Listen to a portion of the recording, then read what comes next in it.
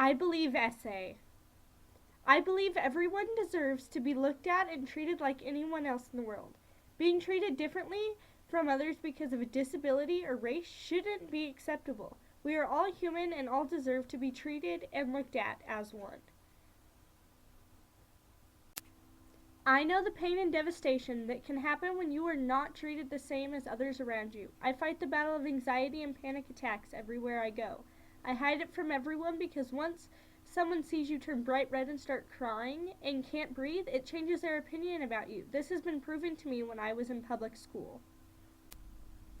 I had a panic attack in class one day. Sitting in the back of the class with 48 eyes on you, as you turn the color of a tomato and start shaking to the point where you feel like you're gonna die, changes how people feel about you. Next thing you know, you are known as the mental case, weirdo, special needs girl that sits in the back of the class. Now that I'm older, I see that this happens with other people's being a different race.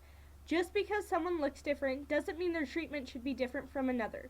My friend moved here from Africa. She was my desk buddy. No one would talk to her or hang out with her because of her race. She then felt like an outcast and left our school. She would leave school with big, wet, sad tears streaming down her face. She bounced school to school trying to fit in. The hurtful phrases like, "Go back to where you came from," and "I thought slaves weren't supposed to go to school," never went away. She decided that she would never fit in America, so she went back to Africa, so that's where she would fit in. After knowing the pain that came from the treatment I received, I thought how much better the world would be if it didn't have this problem. Less hate, more love, more people able to fit in.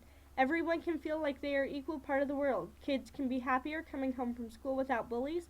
Adults would feel like they could help each other without.